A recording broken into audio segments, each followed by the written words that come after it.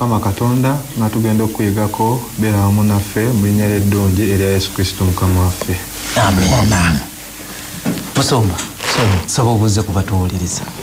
Abooluganda bannyinaffe abaana abasobodde okukozesa omukisa guno okuwuliriza, tubeebaliza Mukama okubakuuma okubayisa mu wiiki. Tusaba Katonda abeere naffe nga tuyiga lesson tubeeko kye tufunamu olwaleero.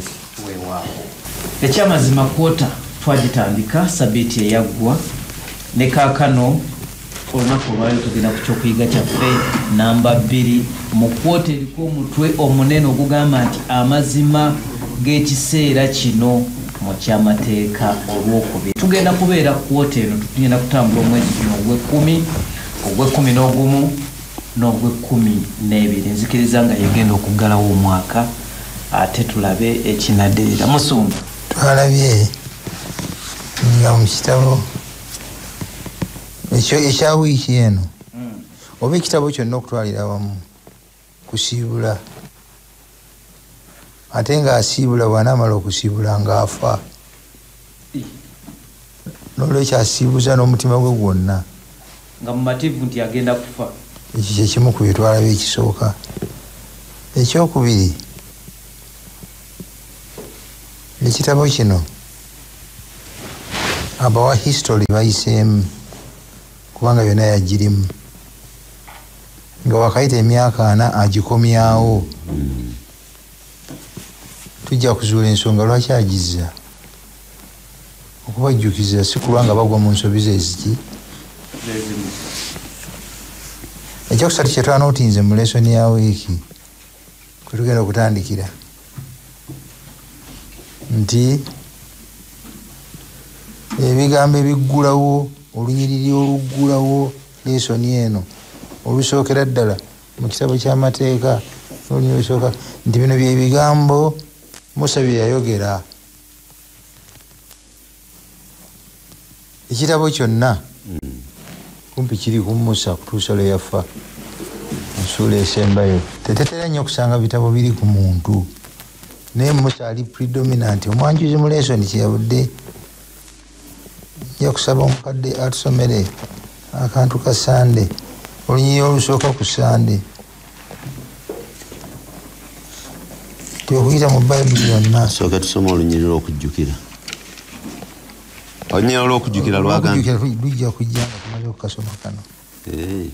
Nti okuyita mu Bayibuli yonna okubaawo kwa Musa kuwulirwa era newankubadde nga tayogerwako okutuukirira ddala mu Kuva essula ey'okubiri olunyiriri olw'okubiri. Yali yawandiika dda ekitabo kya lubereberye, olugero lwa Katonda olw'obuyinza, olulaga ffe baani weyegereraawo. Musa ali prominent mu Bayibuli kituufu yonna. Mu kitabo kino ate ayitawo nnyo ekyaleeseza olunyiriri lw'okujjukira luno, newankubadde Musa ayogerwako kinene nga Yesu alinga atayogerwako, ate Bayibuli yonna mu butuufu eyogera ku Yesu nga Katonda waffe, ng'omunonozi waffe, ng'omulabirizi waffe. Kyeyabagamba nti okumanya nga ye mukulu newankubadde Musa yali kungulu mu kitabo kino, okumanya nti Yesu ye mukulu lwe lwazi olwogerwako, yemmere gye baalyanga mu ddungu okubatizibwa kwabwe. Kyekyaleeseza olunyiriri olwo kulaga newankubadde Moses alabikanga ali prominent, naye Kristo ali waggulu wa byonna. Kyetujja okusookerako okwebuuza, Musa ono Mukama nga yamukozesa nnyo. He was used mightily. Naye ng'ekyewuunyisa kitono nnyo mu Bayibuli kye tumanyi ku mpisa ze, okuggyako bwe tugenda nga tukuŋŋaanya bukuŋŋaanya okufunayo ku kafaananyi ak'omuntu Katonda gwe yakozesa ekinene nnyo ekyenkedde wano. Ye yawandiika ekitabo kya lubereberye ekisooka omuli obutonzi, temulimu kagambo n'aka akoogera ku Musa. teyeteekamu okuddayo okuwuliza ku Musa awasooka tumusanga luddawa mu Kuva mukuva Sura eyokubiri ekwata kuki kuzaalibwa kwe newaje yakulira okuzaalibwa kwe newaje yakulira kyenjagala omukadde otubuuliremu Musa kuzaalibwa kwe abantu baffe babisomye endowooza olw'okuseebinga obudde bamuzaalira mu kiseera kizibu nga Falaawo amaze okulangirira buli mwana mulenzi okuttibwa azaalibwa mu Misiri. Naye maama bwe yalabanga omwana ono wanjawulo nga mulungi yakikozeseza mulungi Mukama ateeka okuba nti yamulaga Mukama yamulaga nti omwana ono waki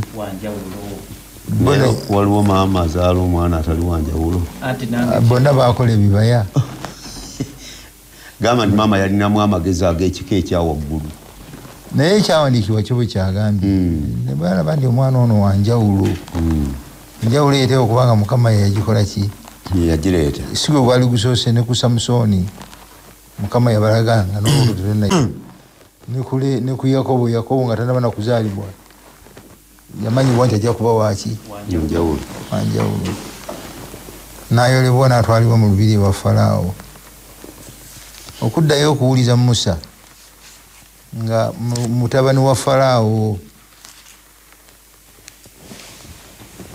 tutandikiraawo otusomere kuva sura 2:11 okutuusa ku 12 ng'akuze buli tusoma tunoonye empisa za Musa zaali yali muntu wannabaki Katonda gwe yasobola okukozesa ebinene ebyenkanidde wano.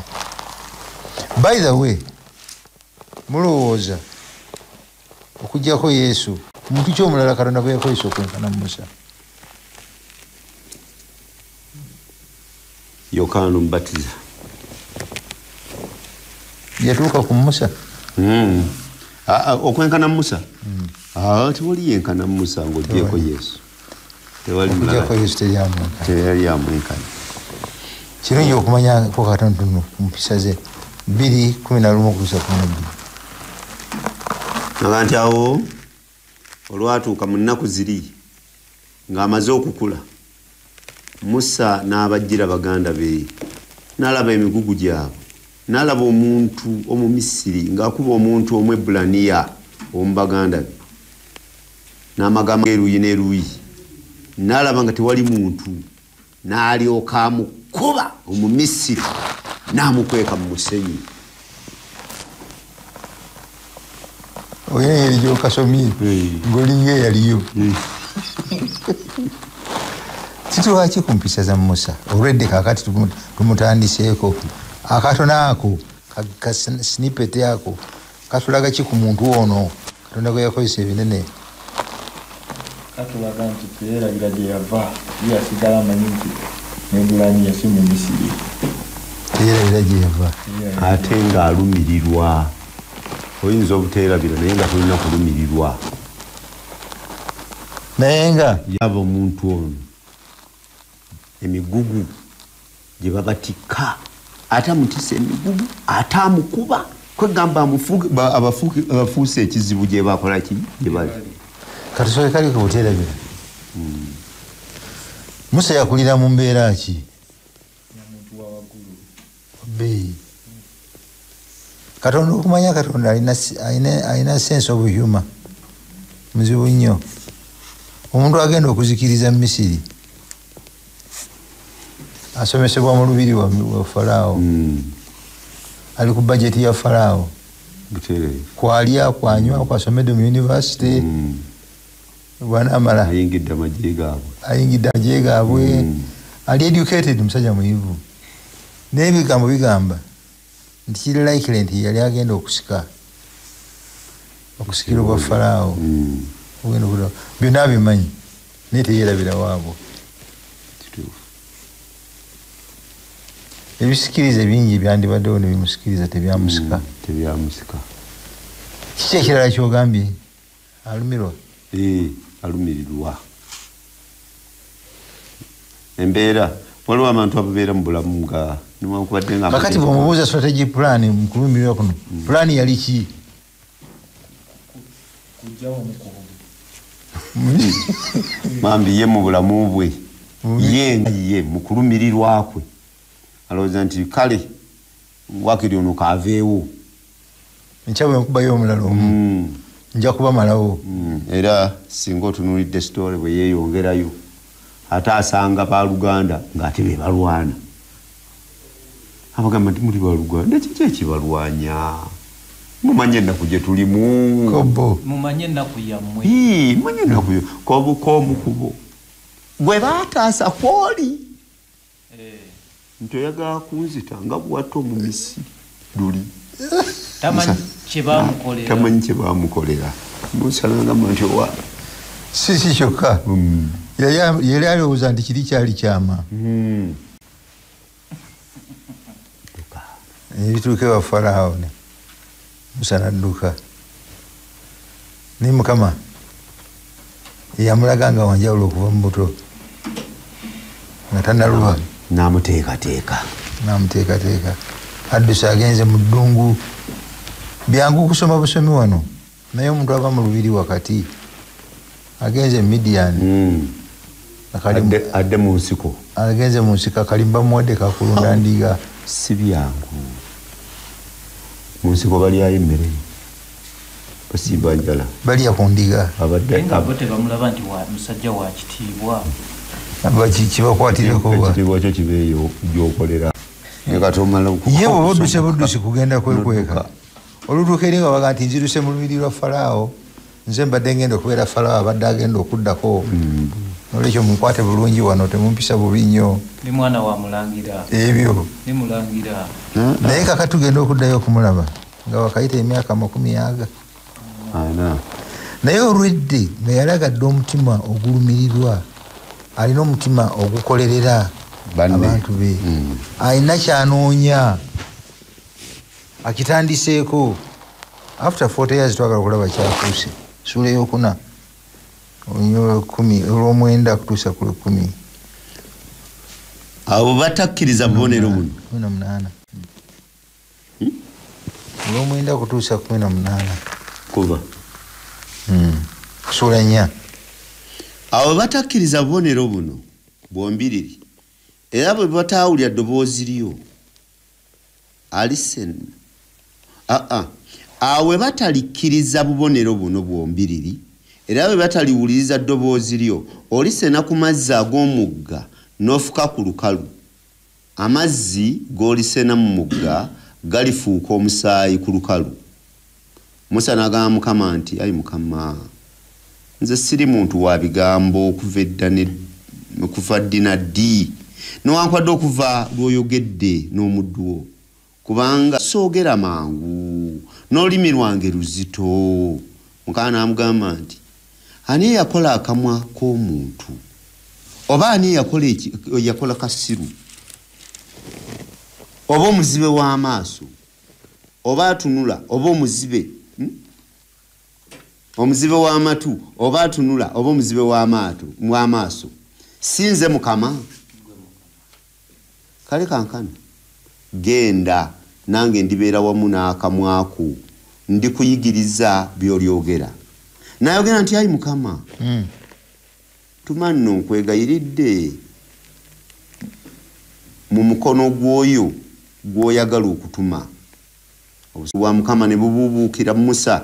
Nayogera nti Alooni Omuleevi muganda wo taliiwo, manyi nti ayinza okwogera obulungi. Yesu gwe nalonda. Era laba ajja okukusisinkana. Bw'ali kulaba alisanyuka mu mutima gwe, naawe oli mugamba era oliteeka ebigambo mu kamwa ke, nange ndibeera wamu n'akamwako. Awo tuyigawo ki? Tuyigawo ki ku karakita ya Musa? Omuntu Katonda bwe yakozesa ebikulu ebyenkanidde wano, ki kye tuyigaawo?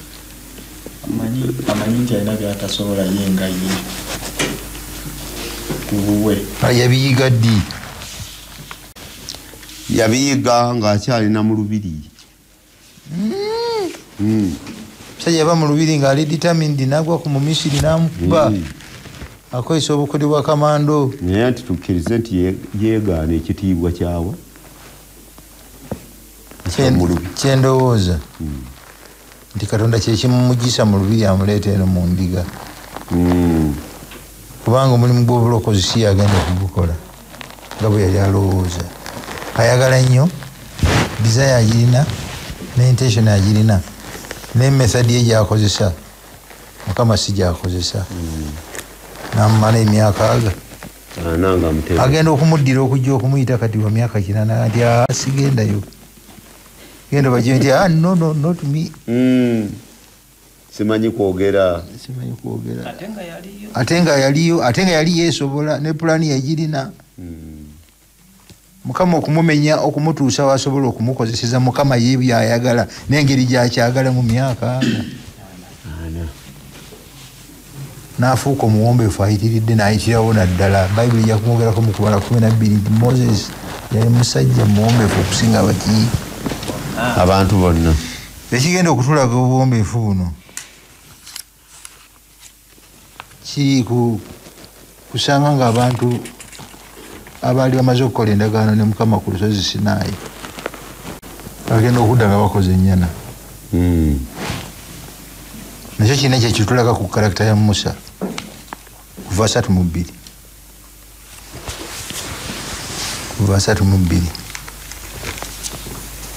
Kuteesa ajja kuwuliriza nnyo kubanga ekibuuzo ekiddako yagenda okukiddamu.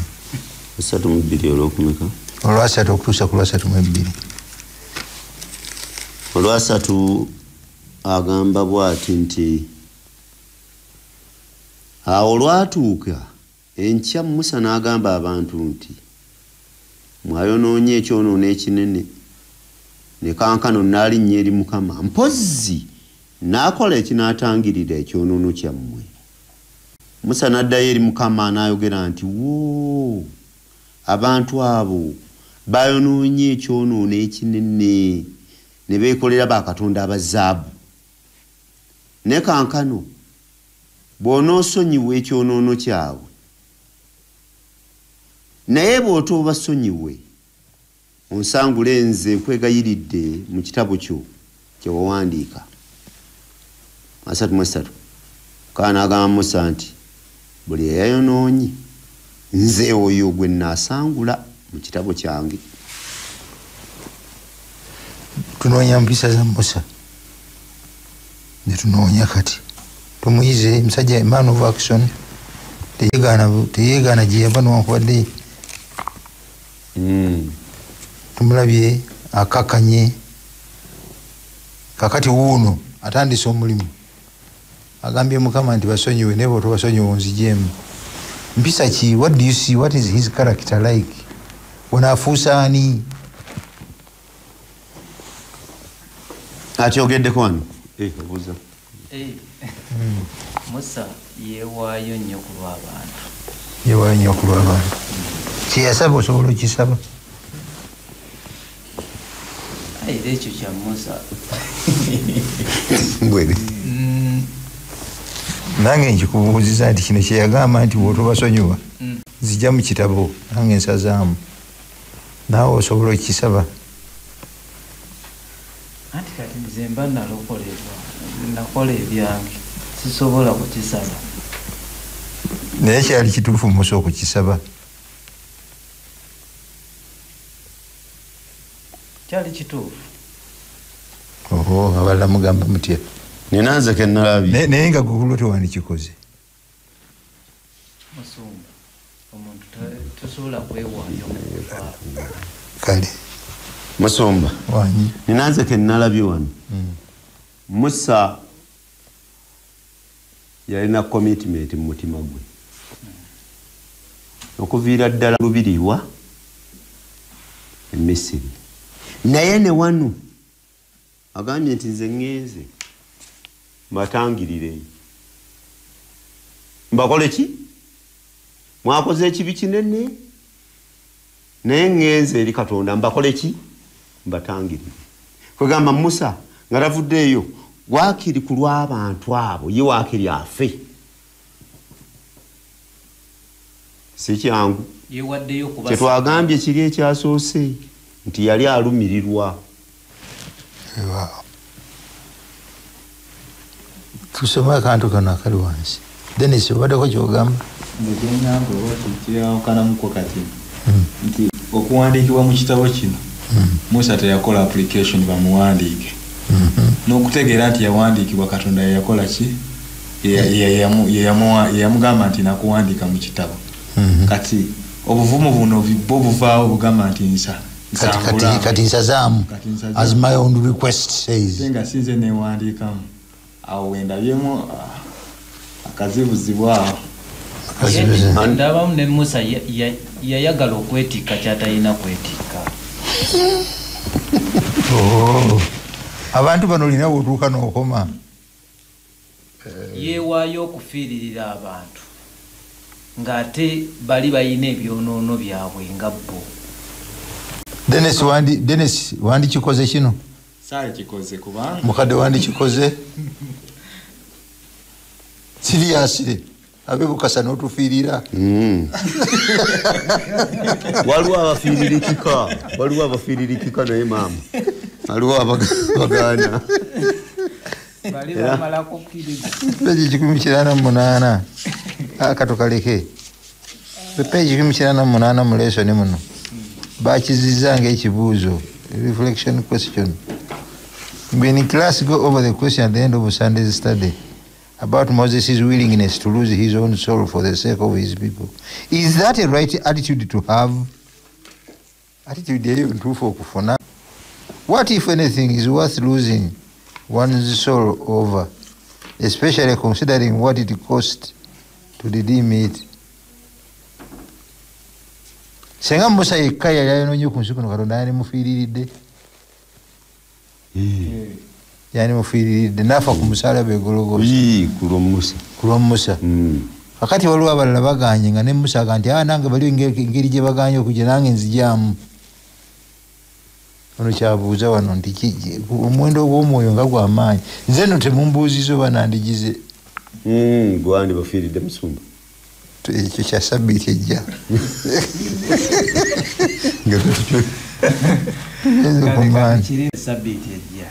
tuluddeko awo tugenze ku Mande tusomere olunyiri olusooka kutuusa ku lwomukaaga ku lwokusatu ekyamateeka essuula esooka bino ebigambo Musa bye yabuulira Isirayiri yenna emitala wa Yoludaani mu ddungu mu Alaba olekera Suufa wakati w'e Palani ne Toferi ne Labani ne Kezolosi ne Dizakabu lwe lugendo lw'ennaku 11 okuva e Kolebu okuyita awali olusozi Seyiri okutuuka e Kadesubanea. Awo lwatuuka mu mwaka ogw'amakumi-40 mu mwezi ogw'e-11 ku lunaku olw'omwezi ogw'olubereberye Musa n'ayogera n'abaana ba Isirayiri nga byonna bwe byali Mukama bye yamulagira okubabuulira. Kyokolekera obudde ebigambo biri very specific ebifo biri very specific n'ennaku n'emmayiro ezibulayo awaziise ennaku n'ennaku z'omwezi naye nga wano mu Bayibuli endala yagambye nti ng'ebula mayiro 10 n'emu okutuuka ludda wa Kadeshi Barnea mu mwaka ogw'amakumi-40 mu mwezi ogw'e-10 bine what for lwaki abajjukiza ebintu bino byonna in details ekisooka Katonda yali yabyogera nga yabyogera nabo luli bwe baamala okujeema gy'emyaka emeka emyaka 4 exactly tuyigawo kyawo Katonda atuukiriza ekigambo exactly mwesigwa bw'aba yagamba nti nzija waliwo awalala we yayogera nti kino kiribeerawo nekibaawo nakino kiribeerawo nekibaawo ngawwa ebiro bwe byatuuka n'atuma omwana we nga bwe yamulagula mu ki yamulagula mu bunnabbi bwa Danyeri bwe yamulagula eri wa Adamu. Tuyigamu ki Mukama Katonda bw'ayogera n'abanga bye yayogera byatuukirira bye yayogera byatuukirira ne bifuuka history kati tubirina ne mu bitabo bya history nti kino kyaliwo na kino kyaliwo naye nga yasooka kubikola ki tuyiga ki tuyigamu ki lesson mupeeyo 2 tudduke waawo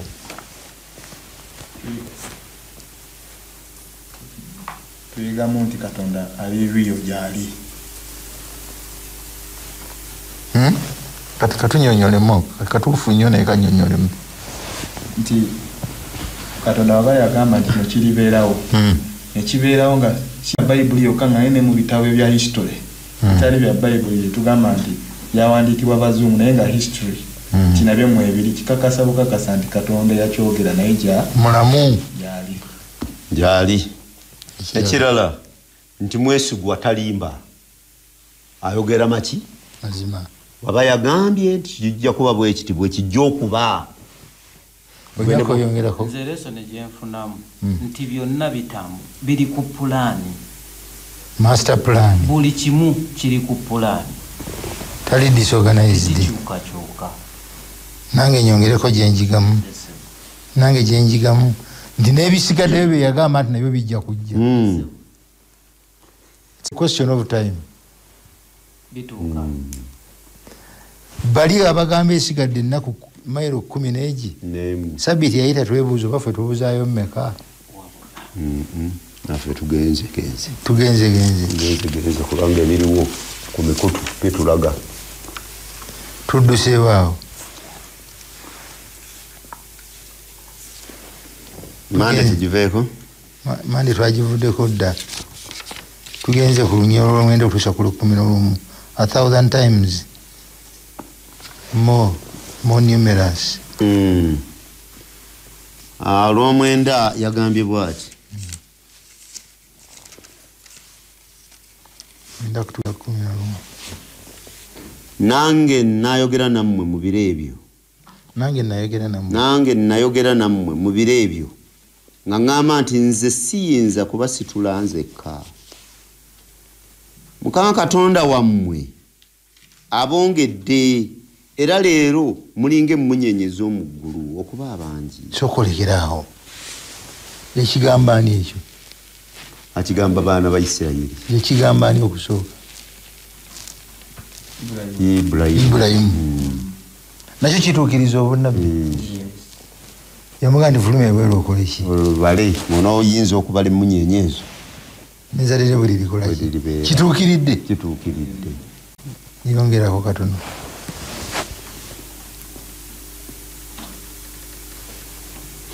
Mukama Katonda w'abajjajja bammwe abongere emirundi 10 okusinga nga bwe muli era abawa omukisa nga bwe yabasuubiza kakati naakatuuse ke tukomaawo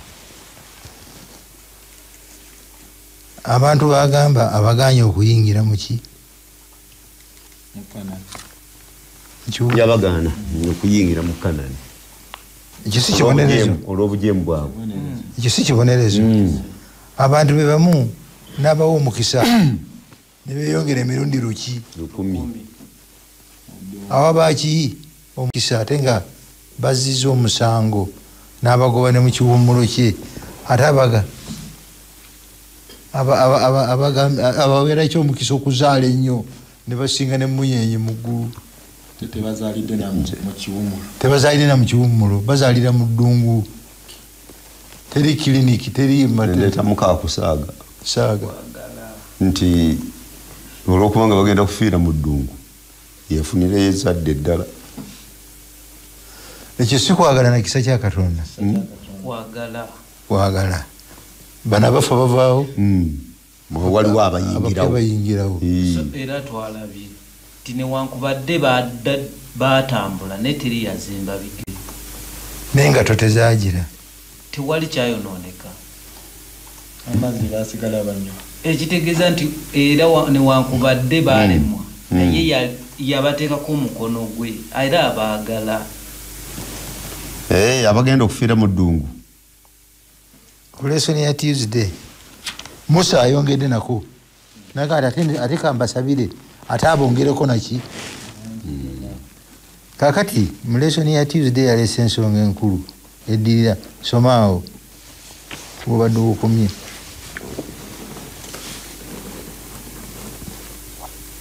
nze nyinza ntya nzekka okusitula okutegana kwammwe n'omugugu gwammwe n'okuyomba kwammwe mwetwalira abasajja ab'amagezi era abategeevu era ab'amaanyi ng'ebika byammwe bwe biri nange ndibafuula abakulu bammwe nammwe ne muddamu ne mwogera nti ekigambo ky'oyogedde kirungi fe okukikola kale nno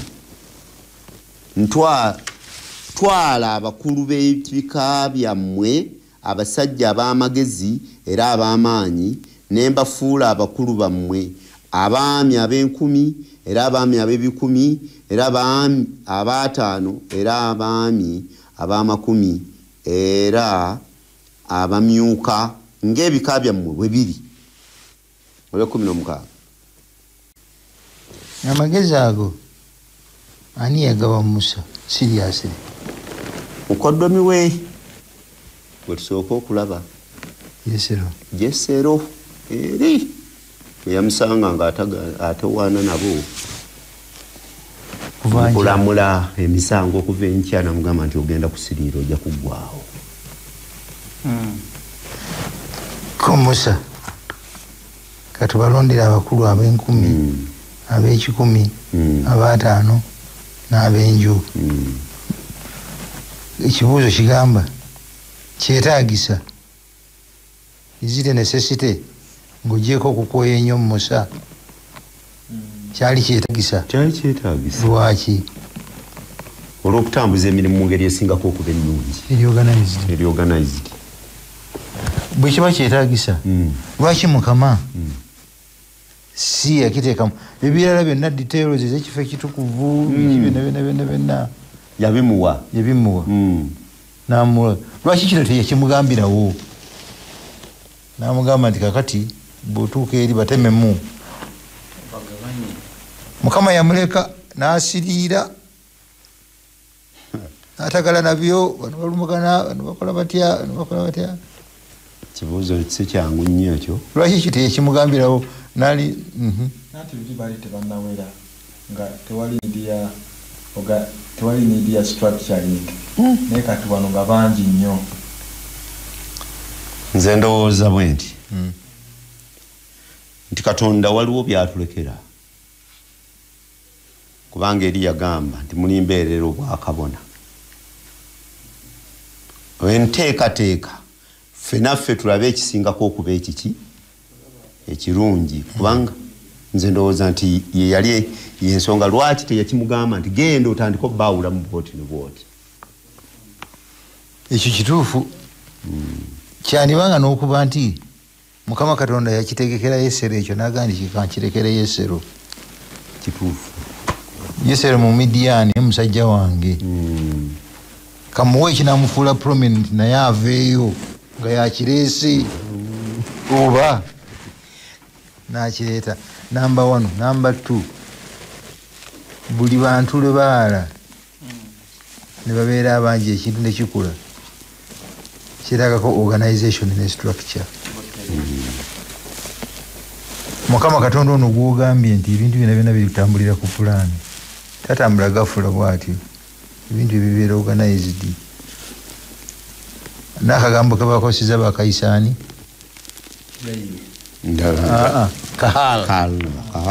kahal Isirairi bamwogerako nga kahal abali organized assembly mu 3:3 tetujja gye tutasome kahal kakati mu ndagaano empya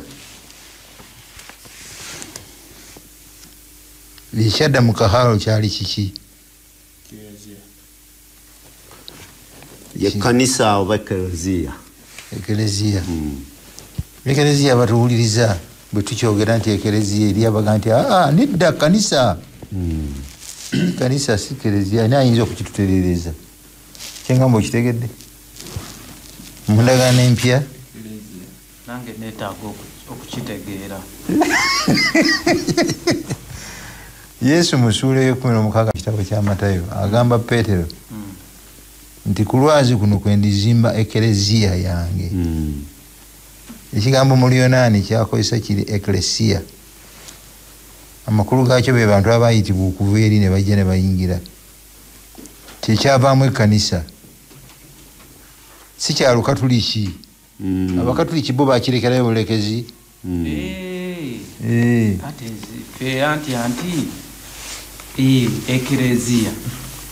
Ekereziya batuufu kiyita ekereziya be bantu abayitibwa ng'abakristaayo okubeera awamu. Kaakati mu ndagaano enkadde yakozesa kahaalo community reorganized obulungi okusobola okutambuza byonna wano. Ekkanisa ekiseera kyatuuka naye neyeetaaga okubeera organized era kyetaagisa Katonda ng'ali naffe, Omwoyo Omutukuvu ng'ali naffe, ne Katonda Kitaffe ng'ali naffe, era twetaaga waliwo need ey'okubeera organized. Weeri sebo weeri kubanga tuli mu bantu ab'enjawulo ate naye yennyini yatuwa omulimu nagamba nti mpeereddwa obuyinza mu ggulu n'enfuusi mugende mufuulamu anga gonna abayigirizwa. Kyetaagisa organization. Buli muntu gy'ali bw'afuna Omwoyo Omutukuvu Filipo ng'akwata lino, Yokaana ng'akwata liri, Pawulo ng'agenda egindi. Ekkanisa waliwo ekyaliwo mu kkanisa kyemulaba nga kyetaagisa organization.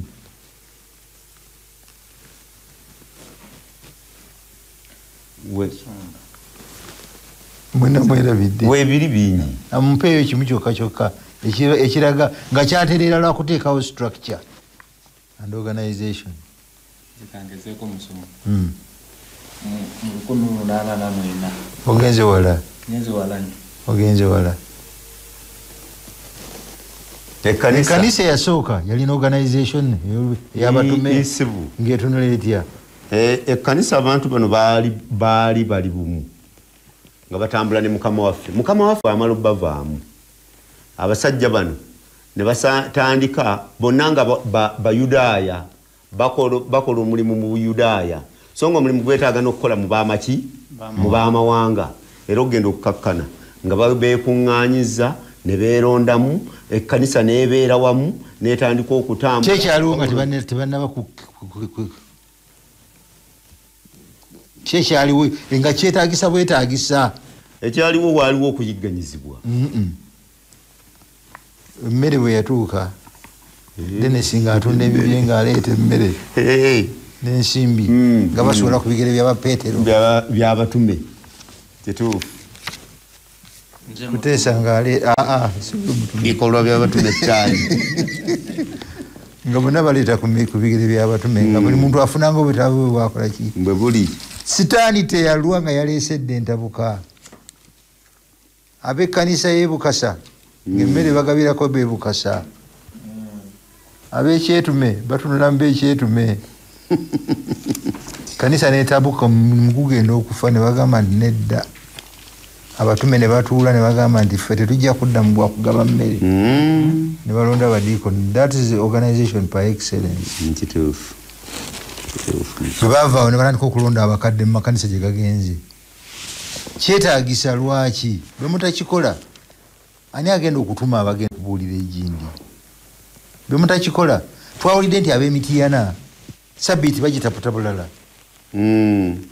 Ate ab'Ennamulesa ate nabo basuddemu akaabwe.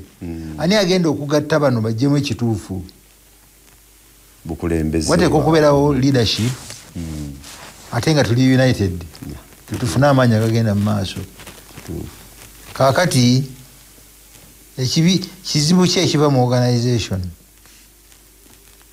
nga mugitereezeza bulungi nnyo netambula bulungi nnyo waliwo ekizibu ekivaamu otyo otuuka nefuuka institution ate nga mwe mulina okugirabirira okubeerawo.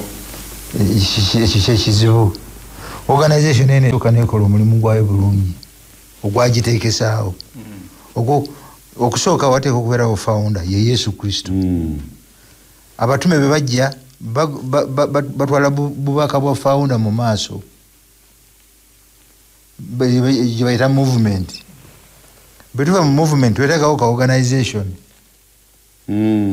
Organization bwerwawo ng'etambula bwekula ennyo ng'ekakanyala ng'efuuka institution. Kakati ssente zonna ezaali zigenda eno mu mulimu eno mu kutambuza emirimu eno nga zitandika kuweebwa nga zitandika kuvaayo ate kaakati ate kakati kujja kunyweza institution. Kakati ab'amaanyi bonna ababuuliza bali ab'amaanyi abatambuzanga enjiri ba Filipo ne bagenda egindi kakati buli ayogere nnyo n'amaanyi eri gwe tujjayo tujja netumuteeka wano tetumugjeeyo naye bw'aba alwana naye alwana kujja luddawa awali resources wezikuŋŋaanira kyekizibu ekiva mu ekifuuka institutionalism tuli luddawa mulowooza muleve ezo tuli luddawa tukyali mu movement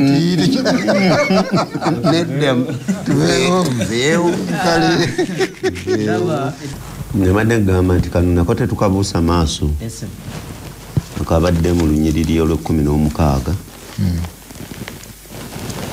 nti era nkukuutya abalamuzi bammwe mu biro ebyo nga njogera nti muwulirenga ensonga z'abaganda bammwe musalirenga emisango egy'ensonga omuntu ne muganda we ne munaggwanga ali awamu naye temusalirizanga bwe munaasalanga emisango munaawuliranga abato n'abakulu okubenkanyankanya temutyanga maaso ga muntu kubanga omusango gwa Katonda era ensonga eneebalemanga mugireetenga gyendi nange naagiwuliranga. abo be bakulembeze abalondebwa ge magezi agabaweebwa ekasanyusiza nti boosalira Omuyisirayiri ne munnaggwanga ali mu mmwe bw'oteekwa omusalira ate abato n'abakulu bonna batwale ekyenkanyi Masumba kenayizeemu nnyawo ate ke tutera okubuusa amaaso nga tuzze mu bukulembeze nga ffe tusala emisango twirabira nti emisango gya Katonda kikulu nnyo emisango gya Katonda ate era nze nange emisango gyaki saagala kukalwako kubanga gwe otugambye nti essaawa ziweddeyo ate Wednesday ne Thursday bakulu nnyo bwe nkuwa akaseera okukagaziya naye kyogamba kituufu nti ensonga zino z'osala osala on behalf of Katonda osala lwa Katonda so si lw'abantu gwe oliwo mu kifo kye beera n'okutwa okuwuliriza beera n'obwenkanya sala mazima mugaga tomusalira kubanga oli mwanvu and so forth. Webali nnyo tugenze Kadesh Barnea Wednesday owalesoni yagizite the spectre of Kadesh Barnea amawano oba mu Buganda yakayise eki yakakomezaawo Kadesh Barnea kyeŋŋamba naye wansi kunyanjula nti waliwo omwoyo ogubadde gutawaanya ebitundu ebisooka eby'ekitabo kino ekyamateeka nga gwe mwoyo gwe Kadesh Barnea. Emboozi eno y'ennaku nga bwe tulabye yakulembera mu kitabo kino era nsonga gye tusaanye okwongera okwetegereza. Kaakati olw'obudde bwaffe bwe twagala ate ng'ensonga eno nkulu nnyo ey'omulundi guno tutumbe buwumbi ani atuwumbirako mu ddakiika kubanga twakyogerako mu sabbiiti ewedde bwe baatuuka Kadesh Barnea ekitabulatabula kiri eki wano bw'osoma 19 ekyamateeka somako 19 tukibuuze tukirekere abantu banaakiyigireeyo mpola mpola 19:25 somako tulabe olwokubiri ekisuula y'olubereberye essuula y'olubereberye 19 agamba bw'ati agamba nti awo ne tutambula okuva e Korebu ne tuyita mu ddungu liri lyonna eddene ery'entiisa lye mwalaba ne mu kkubo eriyita mu nsi ey'ensozi ey'Abamooli nga Mukama Katonda waffe bwe yatulagira ne tutuuka e Kadesh Barnea ne mbagamba nti mutuuse mu nsi ey'ensozi ey'Abamooli Mukama Katonda waffe gy'atuwa.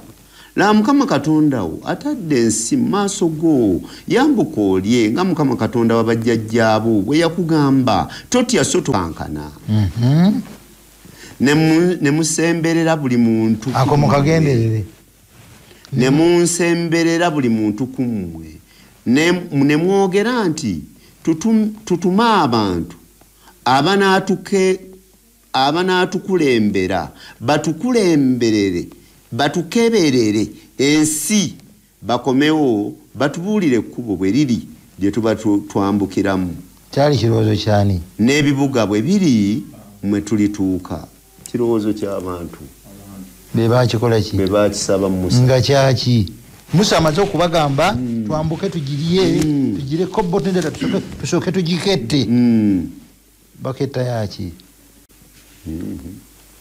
kirowoozo kyani ky'abantu akati genda mu kubala 14 abawuliriza tubagenda bawa homework mukole research buli muntu yeefunire yansa kubala essula 14 olunyira 11 Mukama n'agamba Musa nti nva ku lusooka ndowooza awo ekibiina kyonna ne bayimusa eddoboozi lyabwe ne balira abantu ne bakaaba amaziga nedda ndowooza kiri mu ssula ya 12 olw'obudde tetujja tukyogere bwogezi 13 egamba otya lusooka awo Mukama n'agamba Musa nti tuma abantu bakette ensi ya Kanani gyempa abaana ba Isirayiri munajja omuntu ku buli kika ekyaba kitaabwe mutuma buli muntu omukulu kiki kye mulabyawo ekizibuzibu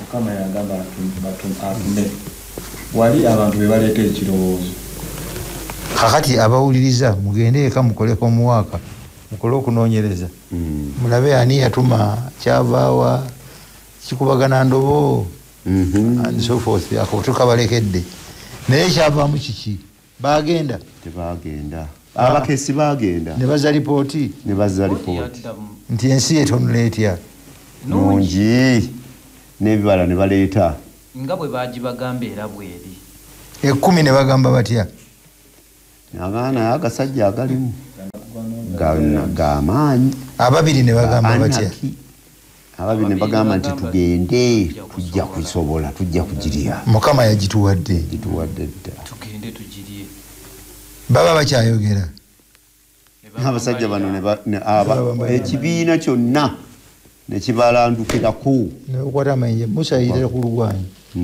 ekyandika kiga nti Mukama senga teyasitukiramu akati soma 14 soma olw'11 kusakulu Mukama n'agamba Musa nti abantu bano balituusaawo okunyooma era balituusaawo obutanzikiriza olw'obubonero bwonna bwe nakolera mu bo n'abakuba ne kawumpuli ne bajjako obusika bwabwe n'enkujjamu eggwanga eribasinga bo obunene n'amaanyi soke tulekeraawo Katonda mutuufu okunyiiga bwe kuba kubuuza kibuuzo kyandisoose kigamba nti kiki kyesikoze mutuufu okugamba nti kabakube kawumpuli bameka abandi muwagidde abakube kawumpuli gamba atukube kawumpuli ate nze nagaana omuyingira otegedde awo Yona nabbi Yona awo yandigambye nti tumanze kawumpuli mumpe Yona kwateeka wano ngende mubawe n'agamba nti ate tatulekedde awo agenda bakuba kawumpuli abamalewo n'obwana n'abakazi naki ate akole eggwanga eddala mwani mu Musa akati katalaye Musa bwaddamu ekya Musa kyeyazeemu kiri very interesting Musa n'agamba Mukama nti kale Abamisiri baliwulira kubanga wajja abantu bano mu bo n'amaanyi go n'obalinnyisa mbadde njagala olusomereko mu Bayibuli eri erabika okukigira obulungi kubala 14 awo Musa n'agamba Mukama nti gwe wajja abantu bano e Misiri ng'okozesa obuyinza bwo Abamisiri bwe baliwulira ky'okoze abantu bo bali ku ani ayogera Musa ayogera nani ne Katonda awabula Katonda balikibuulira abantu ababeera mu nsi eno so nga bano baamala dda okuwulira nga gwe ayi Mukama oli wamu n'abantu bano era nti obalabirira mu lwatu ekire ekyo bwe kiyimirira waggulu kubo era ng'obakulembera mu mpagi ey'ekire emisana ne mu mpagi ey'omuliro ekiro kale bw'onotta abantu bo banno bonna n'obamalawo ab'amawanga amalala abawulira ettutumu lyo baligamba nti Mukama yalemwa okutuusa abantu bano mu nsi gye yabalayirira okubawa kyeyava abattira mu ddungu kale kankalo nkwegayirira Musa already you have made history. Abamisiri kakati be babulizi b'enjiri bo naye ate tekitegeeza Bamisiri kumujemera Bayisirayiri kujemera Katonda. Naye kakati bino byakozeeko already ebikankanya ensi yonna ebibunye byonna ati bano abasajja balina Katonda waabwe olwazi olwabwe balina lwo emmere balya maanu eva eri mu bbanga bo balina Katonda waabwe oyo balina essanduuko ekulembera yakabi nnyo nga bwemanya abantu bawulira ebigambo abo balina Katonda waabwe bamaze okubiwulira kakati ate Katonda teyabikola kukankanya bali nga kyakirizako mugaa nti bw'obajjawo ojja kuba naawe ekitiibwa weekubye endobo balowooza tolina maanyi walemerera obatuusa beediimako bwediimi notobakola ki njagala nnyo tuwulirize argumenti yagundiddako mu lunyiriri oluddako amuwa amagezi ki Katonda g'abaakola under the circumstances kali akamanyiza olw'16 Mukama yalimu baligamba nti Mukama yalimu okutuusa abantu bano mu nsi gye yabalayirira okubawa kyeyava abattira mu ddungu kale kankano nkwegayiridde ayi Mukama laga obuyinza bwo obungi okole ebyo wasuubiza bwe wagamba nti nze Mukama kyokolindeko awo amugambye nti laga obuki obuyinza bwo mu Bayibuli y'Olungereza yagambye nti show manifest your strength Mukama laga amaanyi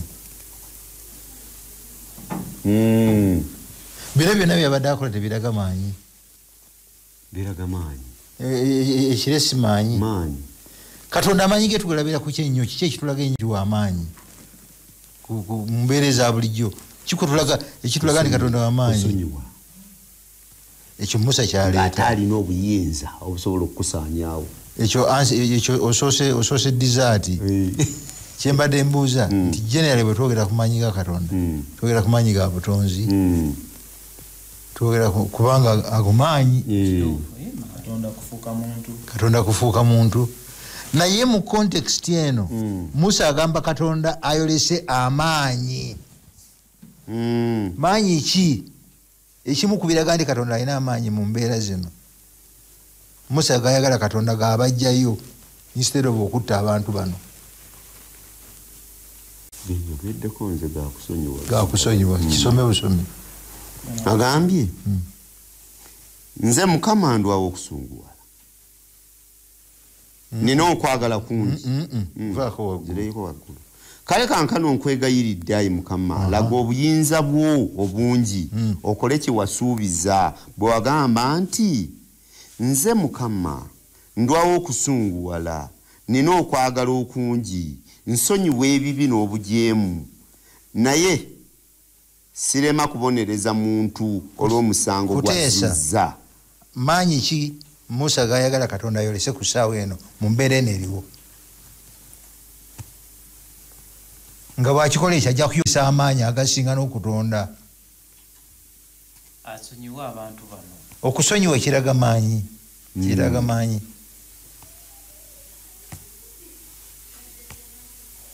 okusonyiwa kyetaaga maanyi esebo munyinyonyolemu katono obudde bugenze ensonga esooka nti Mukama abantu bano bali basomeza Mukama ye yabatonda abalinako obwannannyini asobola okubazikiriza essaawa eyo alina ensonga entuufu ate nga alina ensonga entuufu ebazikiriza senga agituukiriza aba ani amunenya tewali senga agituukiriza ani amuvunaana tewali asigala yenenya ye mulinga agituukiriza nedda lwaki tagituukiriza kaakati wano wagenda okulagira amaanyi wegava ag'okusonyiwa omuntu ng'olina ensonga entuufu esobola okumusaanyaawo nga nekyakoze okimanyi kikunyiizizza naye n'omusonyiwa aguge emaanyi. abatuwuliriza waliwo firimu bagiyita Schindler's List. Schindler is SHCRINDLER n'ebirala. Schindler's List. Mwe nayigira ekintu kino Paulo Musa kyayogerako wano olwaleero. Abasajja bannazzi abajamani abaatirimba Bayudaaya nga balina amaanyi, balina obuyinza obutayogerekeka ku Muyudaaya yenna okumukola kye baagala. Ababiri kubo baali badibetinga nga bombi bannazzi ne batuuka ku kintu ekiyitibwa power. Omu n'agamba munne n'agamba tulina power. Ono n'amubuuza wakoze ki? Akaana ka yinginiya kali akawala wasekaaki n'amugamba because we have the power. Ono munne n'addamu n'amugamba nti tulina power. That's not power. Omusajja kamanda kyava abuuza munne nti what is power? Ono n'amugamba nti power is to have plenty of it, ability to use it, a right reason to use it, but abstain for the good of the victim. Kwe kuba n'obuyinza obungi, olina obusobozi obubukozesa n'ensonga weeri neno ogamba nti wange sonye Katonda kyova olabanga yalina pawa etegambika. Katonda alina obuyinza obukuba abasajja bano abamujeemedde bakoledde byonna nga n'ensonga entuufu weeri bajeemye n'okugaana bakoze okukola ki? Okugaana baganye. Bw'abasonyiwa emabega eri gye twasoose gye tukitagumiza gundi yagambye Musa ekigambo kyakozesa nti forgive bw'otobasonyiwa nsangula mu kitabu. In actual fact Ab'Ebbulaniya baatugambye nti ekigambo kiri bbeera weetikka omugugu gw'ebibi byabwe si kusonyiwa busonyi neno omugugu ogukole ki? ogwetikke. Akati wanaamugamba nti bajeemye baganye laga amaanyi galage nga weetikka omugugu gwabwe obasonyiwe ago ge maanyi. Ekyo Yesu kye yatukolera omusaala gw'eggologoosa ge maanyi agasinga n'ag'obutonzi kumpi. Kyenva mulaba nga saagala kusonga kugwe mmanyi mumpeyo ku pulezidenti omu Mobutu Sese Seko baali abaavaavaako abo yoli owagundi wa Zimbabwe Mugabe mumpe Mugabe ne Mandela. Ani asinza power? Mandela. Ani asinza influence? Mandela. Lwaki? Mandela yasibwa mu kkomera. Ati Mandela kyakola ekitakoleka. Ekitakolwa kiruwa? Yakkiriza n'awaayo entebe. Ekisooka yasibibwa yalwanirira abantu. Muveeyo yonna azze kati ye president. He has all the power to imprison those, to imprison, to test them, to judge them. N'abateeka mu kkomera nga terina omu ajja kumunenya. Buli omu nga ajja mukola ki? Ajja mukooneramu. Emisango ne gibeerawo ne basalirwa ne basingibwa n'agamba nti mute basonyiye tubasonyiwe. That is power. That is power. Musa jajjukiza Katonda kitaawe.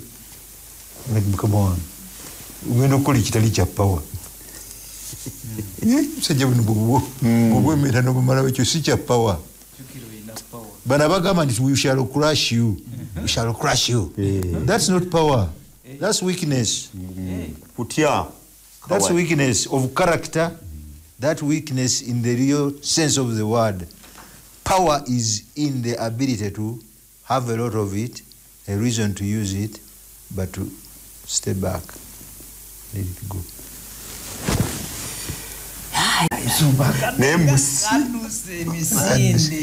Akati ekase. Sa musumba akabuzo.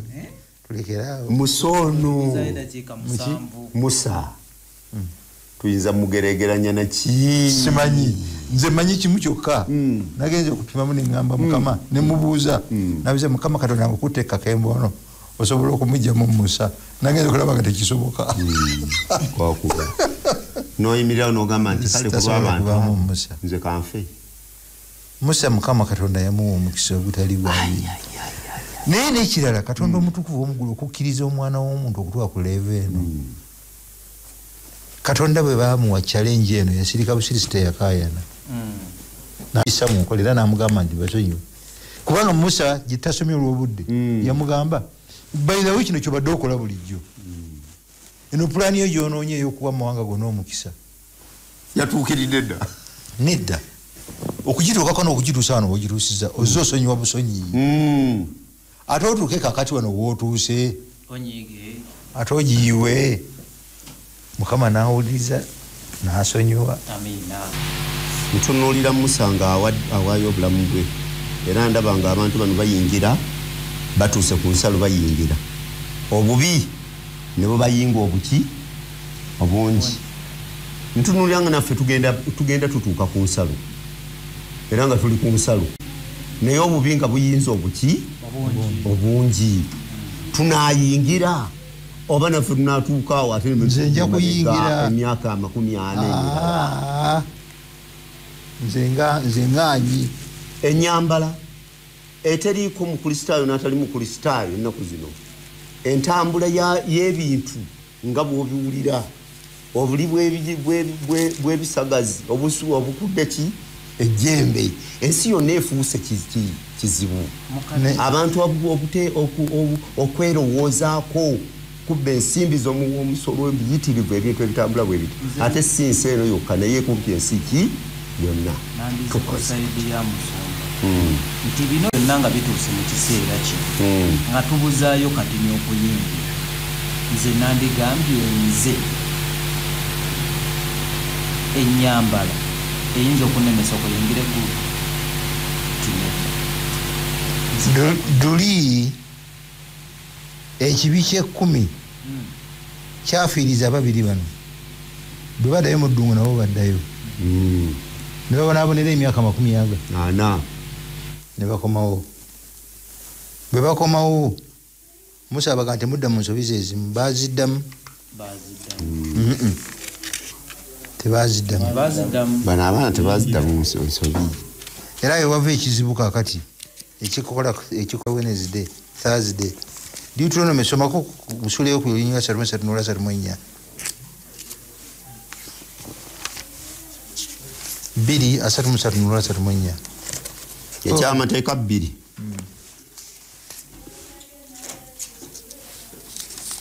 3:3 agamba nti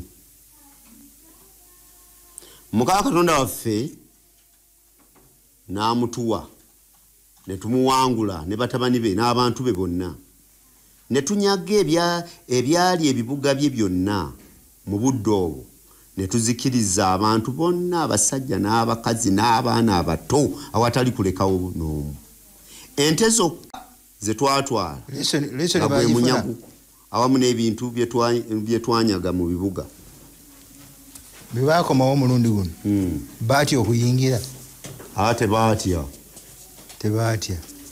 bwe baayingira bwe baakuba n'obwana n'abakazi ensi ne bagirya butereevu ffe abagenda ku booda kati